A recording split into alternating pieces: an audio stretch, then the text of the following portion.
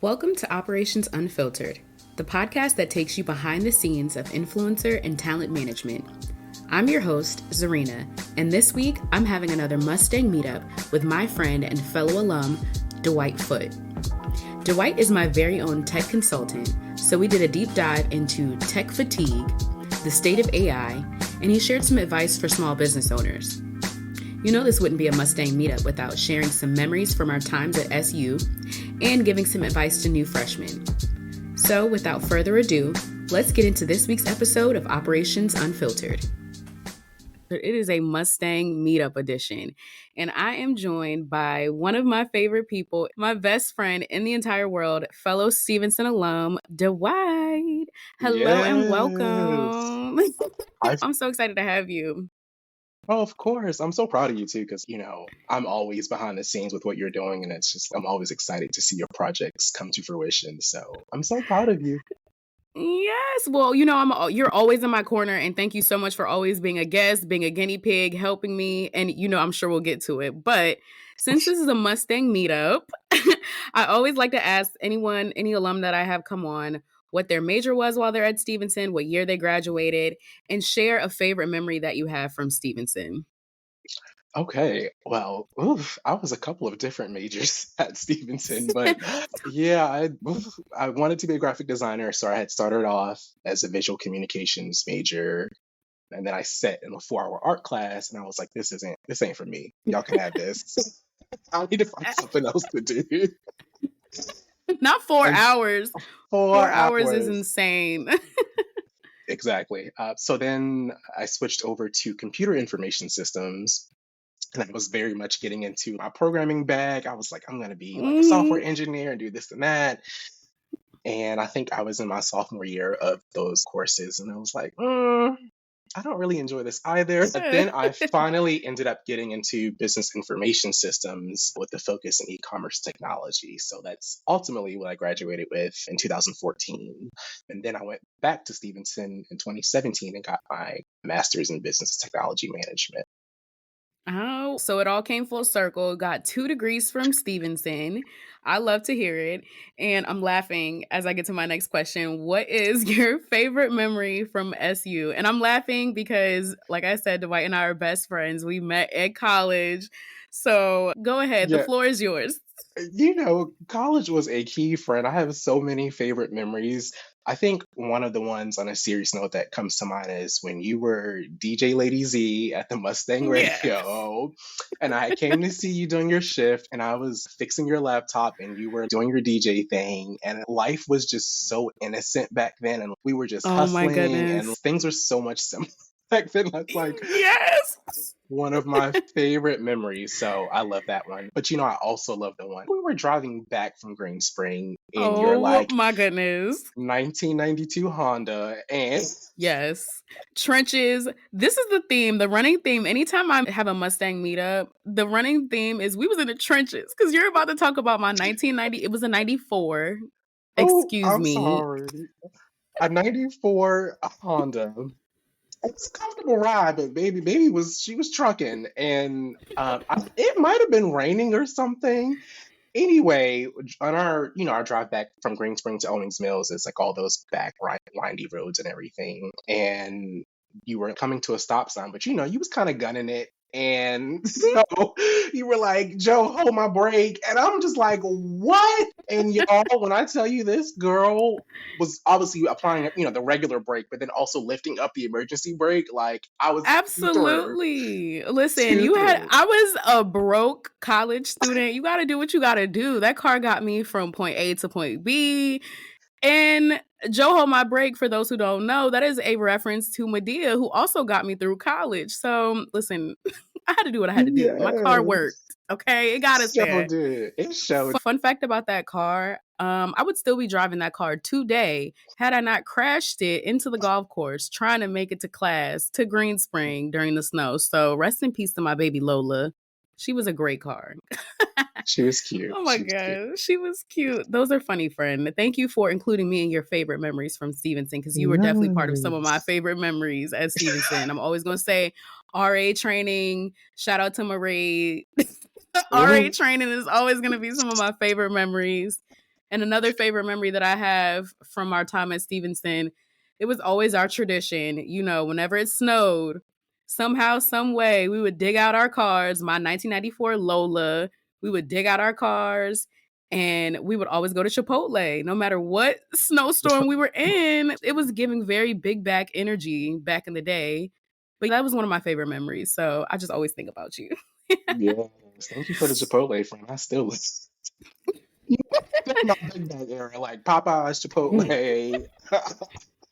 I'm in like a middle ground between big back and trying to get ready for summer, but nevertheless, Do you stop? I'm You look shy. amazing. Anyway, continue. Yes, friend. Okay, so let's get into your current role and or your side hustle. What are you doing now, post grad in the real world? Yes, in the real world, oof, stress. So currently, I am a senior customer success manager at Litera. Litera is a company that provides software solutions to law firms all over the world. So, drafting software, risk management software, really just about anything. I mean, we offer a full suite of solutions that law firms can adopt to really increase their productivity, create some consistency in their workflows, and really just enable legal professionals to really do their best work. And so I've been at Litera about 2 years now. I originally started off as a solutions engineer where I was helping implement the solutions post sales, helping our customers customize the solutions in a way that made sense Hmm. for their business. So now I'm kind of moved into the customer success side, which is a little less technical, but that's something that I really wanted to do because I enjoy building relationships with people. And I kind of was over the whole I thought I was going to be like this almighty engineer and know everything. And that just got exhausting. So I was like, I'm going to go focus on what I do best. That's really connect with our customers and understand their needs. So this position is pretty cool. I get to do a little bit of both, but it's really about advocating for our customers and really managing their journey as they make their way through the Litera ecosystem. My little side hustle, I don't know how many years ago this was now. Was this 2020? Maybe 2019? I feel like it was 2019. Give yourself that extra year. I feel like it was 2019. Probably so.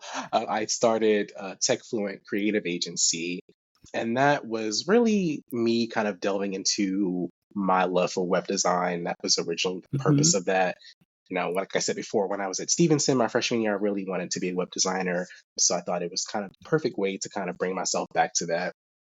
And that was Yeah. more so, kind of consulting, doing the design work, and really just helping other small businesses really find best practices, in a technical space that made sense for their business, really helping them make a footprint online, essentially. Yes, we actually worked together a couple of times on a few projects. So I smile when you say TechFluent because I know we were working on some things. So I love hearing about TechFluent. So speaking of TechFluent, your professional life and even your personal life, we love exploring the people, processes, and tools or technology that are used to do whatever it is that you do and keep it going and functioning efficiently. So, what tools and technology do you use? Yeah, so professionally, my go-to is Copilot right now. Microsoft Copilot has changed the game Yes. for me because Before you get into it, what is Copilot? For those who don't know what Copilot is, what is Copilot? yeah, so Copilot is Microsoft's latest AI solution. I mean, this thing it's almost like another person, which really is the business Wow. stuff. It's like having an assistant without having a physical assistant really like help increase my productivity. So if you don't have it, if you can get it at work, go advocate for that to your managers, to whomever, to really start adopting So it what because type of tool what does it help you do? I'm so intrigued. Give me the yeah, tea. What spill the tea? so see, from a project management perspective, Copilot is really great at the end of your meetings because it can generate meeting notes, can literally extract action items, decisions that were made, who said this, who said that, and it puts it in a nice format for you. And it takes a lot of the post meeting work that a lot of project managers have to do, right? Sending out the Yes. email with the action items and what we covered today, all of that's done for you. And you just kind of go in and kind of edit it to make it sound like, that's something that you actually wrote. And so Like a that it makes human wrote sense. it? Yeah. Yeah. But yeah. Oh, wow. I can't believe your corporate job lets you use that. I know so many corporate companies have so many qualms about utilizing AI. So it's interesting that your company allowed you to do that. And hearing from your perspective, it's giving you some efficiency and it optimize your processes. So clearly it's working. Yes, definitely. Yeah. And if my company wasn't letting us use it as a technology company, I would be concerned. So, Yeah, for sure, for sure. And so you mentioned their side hustle. What type of tools did you use or do you use to manage tasks when you do a side hustle project or even in your personal life? yeah. So I love OneNote. OneNote is like, it's like my diary to everything. I love being able to do freehand notes where it doesn't have to be a structure. You kind of can just put your thoughts on the page and Yeah. just let it live there. And that's one of my favorite things. That's how I journal. That's how if I need to write something. It's a digital bullet journal, if you will. Yeah, exactly. So definitely OneNote. And then also something that you introduced me to, which was Trello. I still Oh, love yeah. that tool so much because I think both of us are very visual people too. So For sure. yeah, yeah. So Yeah, cool. So you mentioned you're a consultant. I've worked mhm, with you on a couple of projects with some small businesses. Thinking back to the projects you've worked on, current projects, whether it be corporate or on your side hustle, what tech challenges have you observed? there's so many tech challenges, especially for small businesses. But I think probably the one that I've seen quite often is just that a lot of small business owners aren't really taking advantage of the solutions that are out on the market. So Mhm. easy to get like overwhelmed with all the different solutions, right? I don't care what sector of tech that you go into, it's all oversaturated. And so I think people tend to kind of shy away from technology if it's not kind of For something they're sure. comfortable with. And I think, as a business owner, your focus really should be scaling your business, really understanding your market, and really just delivering a world class solution to your customers. And so I think it's so important to really take advantage of technology to automate some of those mundane tasks, right? Um, Absolutely. Automation is key. I love a good trigger because honestly, to your point, it's oversaturated. I need somebody to remind me that Copilot sounds amazing. Like I'm just sitting over here, I've Googled it already. Like, so I absolutely get it. And then to that point, do you ever experience yourself or even the clients that you support? Do you experience tool fatigue? I'm in my tool fatigue era. I'm tired of all the tools. So I hear you, but me over here, I just want to get a pencil and a note and a pad. I want to go back to the old days. Yes, yes, yes, yes. And which is it's probably funny you think, well, he's a tech guy, he doesn't get tech burnout, but I absolutely do, probably on a daily basis. And I'm very much like you. I still love a good pen and paper to write out my to-do Yeah, list because you get tired of looking at a screen all the time. It's one thing to do it for work, but then if you have a side hustle or whatever you're doing outside your professional life, it just gets really exhausting. So I'm all here for the technical breaks. absolutely. And at this point, I need it. My mental health is directly tied to the screen time, I feel like. So I need to shut it down. And the tool fatigue is taking a toll on me. Oh my Yeah. goodness. And what have you observed are some roadblocks or obstacles in the industry of tech and AI and adoption of that? Because you mentioned how it helps to optimize efficiencies and streamline processes. Yeah, AI has really blown up over the past year or so. And obviously it's not that new of a tool. AI has been around for quite some time, but I think on a consumer level, it has really expanded itself. And as great as it is, it also comes with a lot of what ifs and a lot of Hmm. security risk and implications and things like that. And so just being vigilant about the kind of AI tools that we're using because you have Yeah, AI tools out there that you can literally feed it whatever you want and it may go and regurgitate that to someone else, right? It could be something racist, it absolutely. could be, any kind of crazy thing. And so I think it's our responsibility as consumers to um hold these developers accountable, right? There's Yeah. there's so many bad actors out there. I think AI will always kind of be a sensitive area for a lot of people. A lot of people meaning corporations, people that are small business owners, Yeah. It's risky for everybody. And so I would just say, do your research and really take your time interacting with these AI tools. Great advice. And as a small business owner who's already scared of everything, AI definitely scares me, but I have benefited from it. It saves me so much time.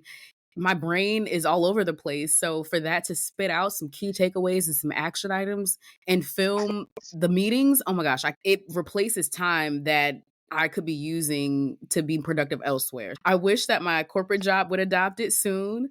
Hint, hint, nudge, nudge, wink, wink, because I've asked for it. And I think honestly, it could replace or make a lot of these meetings more efficient.